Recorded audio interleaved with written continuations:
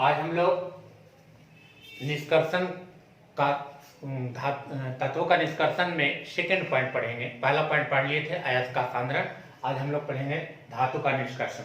तो अयस्क के सांद्रण अगले वीडियो में हम लोग अपलोड कर चुके हैं, उसको अच्छी तरह से देख लीजिएगा। उसके बाद ही यहाँ आइएगा तो समझ में आएगा धातु का निष्कर्षण कहते किसको है। पहली बात है कि धातु का निष्कर्षण है क्या। तो अयस्क सांद्रित अयस्क से धातु को अलग करने की प्रक्रिया कहलाती है धातु का निष्कर्षण। माने जो हम लोग सबसे पहले सांद्रण करेंगे, अब उस सांद्रण के बाद उस सांद्रित अयस्क से धातु को स्वतंत्र अवस्था में मुक्त करना, यानी कि अयस्क में जो धातु मौजूद है वो अयस्क से धातु को अलग करना कहलाएगा धातु का निष्कर्षण। इसमें दो प्रक्रियाएं अपनाई जाती है। पहला प्रक्रिया है अयस्क को ऑक्साइड में बदलना, यानी कि अयस्क को ऑक्साइड में बदलना यानी कि ऑक्सीकरण, और दूसरा है ऑक्साइड से धातु में परिवर्तन, यानी कि ऑक्साइड से धातु में परिवर्तन यानी कि ये अपकरण कहलाएगी। यानी कि इसमें दो चरण आएंगे। पहला स्टेप आएगा ऑक्सीकरण और दूसरा स्टेप आएगा अपकरण। ऑक्सीकरण का मतलब तो आप जानते हैं कि ऑक्सीजन का जुटना, यानी कि इसके द्वारा आप दो जो जितने भी अयस्क होंगे उस सबको ऑक्साइड में बदलेंगे। सबसे पहला स्टेप है कि ऑक्साइड में बदलेंगे। जब ऑक्साइड में बदल जाएगा तब उसको हम लोग करेंगे कि ऑक्साइड से धातु में परिवर्तन करेंगे। तो ऑक्साइड में बदलना, यानी ऑक्साइड में बदलने के भी दो चरण है। पहला है जारण। ऑक्साइड में बदलेंगे यानी कि ऑक्सीकरण करेंगे तो इसके दो चरण है। पहला है जारण, जारण का ही दूसरा नाम है भर्जन। भर्जन यानी कि रोएस्टिंग। भर्जन और भंजन दो टॉपिक है यहाँ, याद रखिएगा।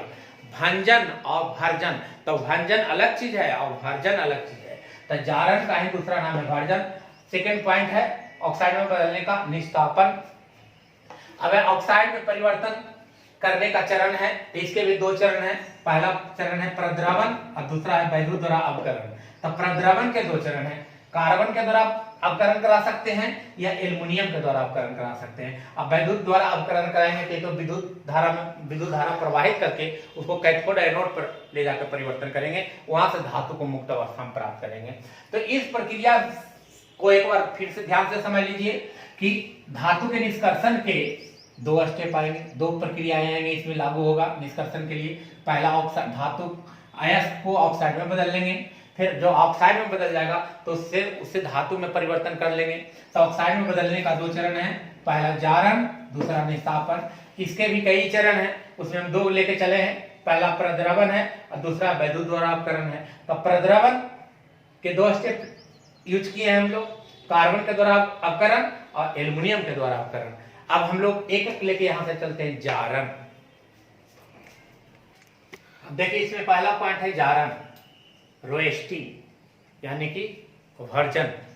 तो कहता है कि जारण जब ऑक्साइड में बदलेंगे किसी भी अयस्क को, तो ऑक्साइड में बदलने का पहला प्रक्रिया है जारण। तो जारण में कहता है क्या कि जिस प्रक्रिया के द्वारा अयस्क को वायु की पर्याप्त मात्रा में, यानी कि जारण में वायु का होना बहुत जरूरी है। वायु के बिना ये जारण की प्रक्रिया संभव नहीं है। तो वह प्रक्रिया जिसमें अयस्क को वायु की पर्याप्त मात्रा में उसके द्रव्यमान के नीचे के ताप पर कसकर गर्म करते हैं, माने उच्च ताप से इसको गर्म करते हैं, तो वह जो अयस्क है वह ऑक्साइड में बदल जाता है।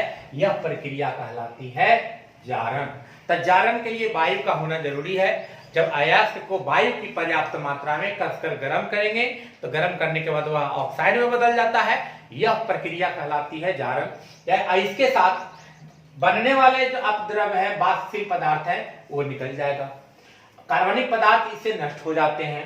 अपद्रव ऑक्साइड में बदलकर, अपद्रव जितने भी अशुद्धियां अपद्रव है वो ऑक्साइड में बदलकर निकल जाता है। जैसे अगर सल्फर है वो ऑक्सीजन से विक्रिया करके सल्फर डाइऑक्साइड बनाएगा और यह बाष्पशील ऑक्साइड बनकर के बाहर यहां से निकल जाएगा। फास्फोरस है वो ऑक्साइड में बदल करके यह ऑक्साइड बनकर बाष्पशील ऑक्साइड के रूप में यह बाहर निकल जाएगा।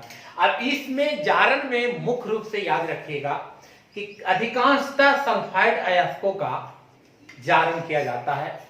सल्फाइड अयस्क को जब वायु के साथ अभिक्रिया कराएंगे तो वायु के साथ अभिक्रिया करके ऑक्साइड में बदल जाएगा। जैसे देखिए जिंक वेलेट एक अयस्क है किसी का, याद रखिएगा ये जिंक वेलेट है, जिंक अयस्क होगा।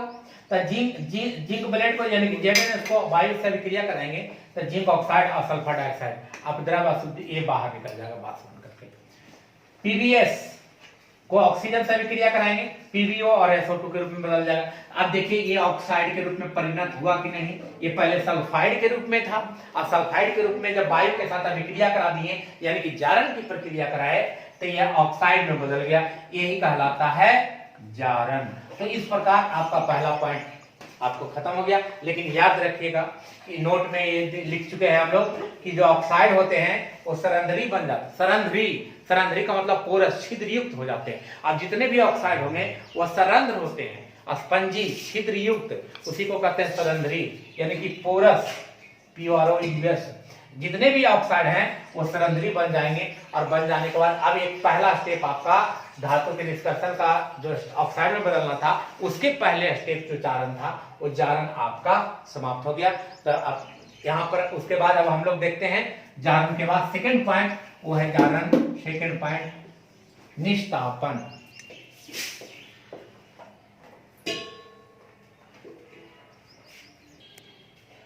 सेकंड पॉइंट निस्तापन, कैल्सिनेशन। अंतर थोड़ा सा का है, दोनों को ऑक्साइड में बदलने का ही तरीका, दोनों चाहे जारण हो या निस्तापन हो। तो जारण में वायु का होना जरूरी है और निस्तापन में वायु का होना जरूरी नहीं है। देख लीजिए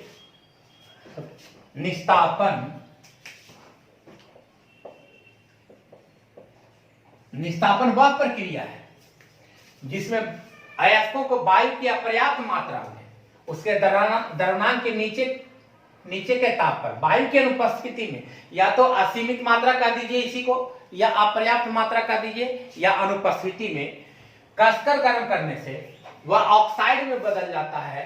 इस प्रक्रिया को कहते हैं निस्तापन।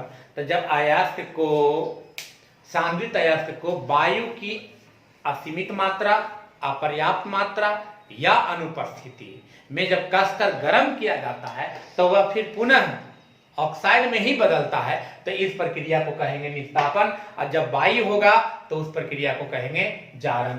जैसे देखिए सेम इसमें भी जल वाष्प निकल जाते हैं, कार्बनिक पदार्थ नष्ट हो जाते हैं, आप द्रव ऑक्साइड में बदलकर निकल जाता है। जैसे कैल्शियम कार्बोनेट CaCO3, इसको अगर हम वायु की अनुपस्थिति में कसकर गर्म करेंगे तो यह अपघटित होकर टूट जाता है और कैल्शियम ऑक्साइड और CO2 का निर्माण करता है।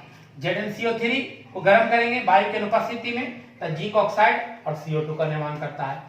Al2O3 को अगर कसकर गर्म करेंगे, हीट करेंगे इसको, तो हीट करने के बाद ये Al2O3 और H2O के रूप में ये बाहर निकल जाता है। तो इस प्रक्रिया को हम लोग कहते हैं जारण। और इसमें भी याद रखिएगा कि अयस्क जितने भी होते हैं वह पोरस होते हैं, वह इनके स्पंजी होते हैं, वह छिद्र युक्त होते हैं। तो इस प्रकार आपको ऑक्साइड में बदलने का 2 चरण था, जारण और निस्तापन। जारण और निस्तापन समाप्त हो गया। अब हम लोग सेकेंड पॉइंट लेके चलेंगे निष्कर्षण का, वो है ऑक्साइड का अवकरण। ऑक्साइड में हम लोग बदल लिए, अब हम लोग चलेंगे ऑक्साइड का। अब हम लोग पहला स्टेप पढ़ लिए धातु के ऑक्साइड में बदलना। अब हम लोग पढ़ेंगे ऑक्साइड में जब बदले हैं उसे धातु की प्राप्ति करेंगे। तो कहता है उसके लिए चरण है पहला कौन, प्रद्रावण। तब प्रद्रावण एक प्रक्रिया है जिसके द्वारा जारित या निस्तापित यानी कि जो ऑक्साइड में बदले हैं अयस्क से धातु को द्रवित अवस्था में, याद रखिएगा इससे जितने भी धातु प्राप्त होंगे वो सारे के सारे किसी भट्टी में प्राप्त होंगे जो द्रवित रूप में होगा, जो भट्टी के पेंदी में आके बैठ जाएगा उसे वहां से बाहर निकाल देंगे। द्रवित अवस्था में प्राप्त किया जाता है जिसमें किसी अवकारक के साथ मिश्रित करके। अब अवकारक में है कौन कौन, अब देखिए अवकारक में साफ साफ लिखा हुआ है आपका इसके पॉइंट में, मिश्रित कर उच्च ताप पर गर्म किया जाता है। यह प्रक्रिया कहलाती है प्रद्रावण। अब प्रद्रावण के 2 स्टेप बताए थे आपको कि पहला है कार्बन के द्वारावकरण। कार्बन के द्वारावकरण कैसे करने का मतलब कि जितने भी धातु के ऑक्साइड को हम लोग बदले हैं तो या तो उस ऑक्साइड को कार्बन के साथ, कोयला के साथ, कोक के साथ या चारकोल के साथ, सबका सूत्र C और CO होता है। चारकोल के साथ अगर इसको गर्म करेंगे तो गर्म करने के बाद कहां मिलाकर गर्म करते हैं, किसी न किसी एक भट्टी में गर्म करते हैं। तो भट्टी में मिलाकर कसकर गर्म करेंगे तो अभिक्रिया के पश्चात वह धातु अलग हो जाएगा और अनेक प्रकार के व्यर्थ जो गैसें हैं वो बाहर निकल जाए।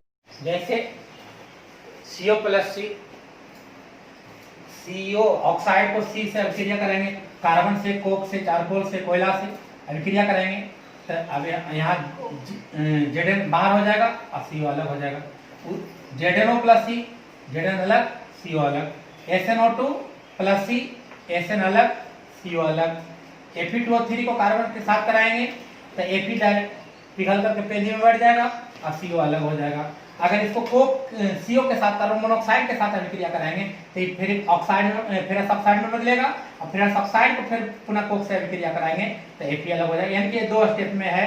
अब इसको अभिक्रिया कराएंगे तो इसको अगर बैलेंस करते हैं इधर से देखिए, इन दोनों को जोड़ लेंगे, ये दोनों कट जाएगा, कट करके जो अभी होगा पुनः Fe ही बाहर निकलेगा। इस प्रकार यह कार्बन के द्वारा अवकरण हुआ, कार्बन के द्वारा अवकरण हो गया। अब हम लोग इसके सेकंड पॉइंट पढ़ेंगे परद्रावण का, तो वो है एल्युमिनियम के द्वारा अवकरण।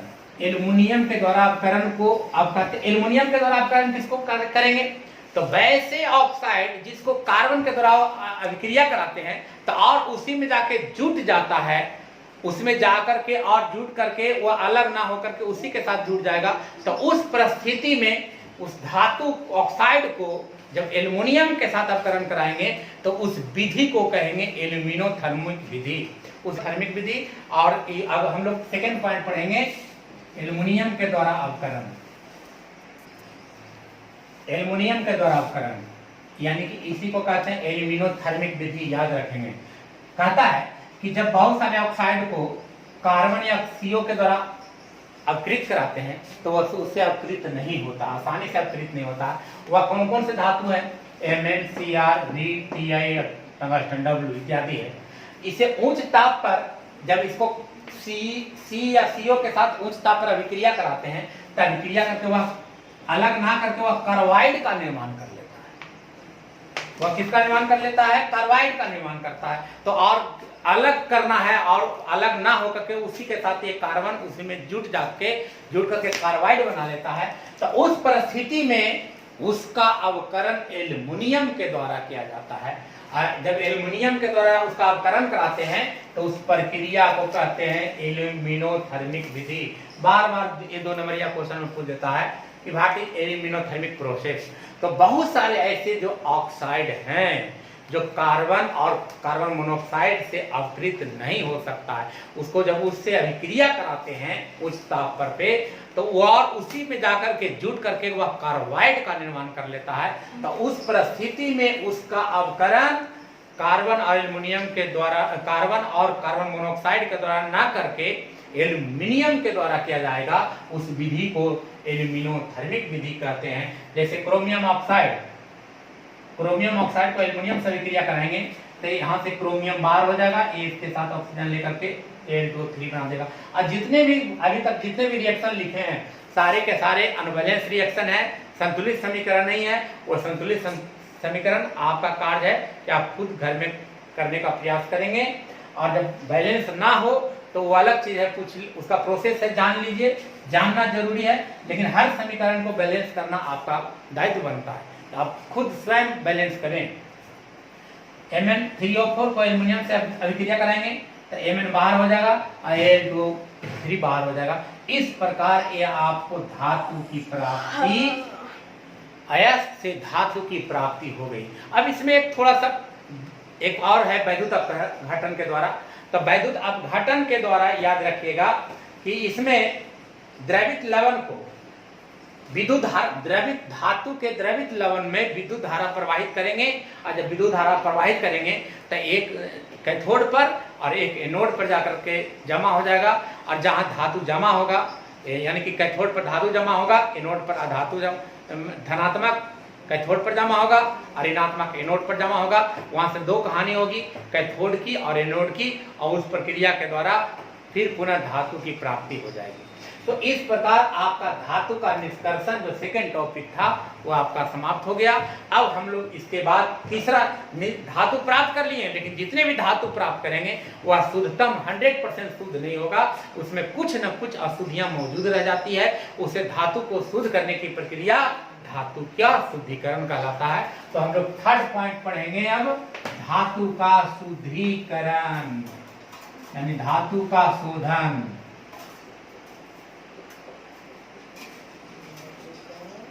शुद्धिकरण यानी धातु का शोधन।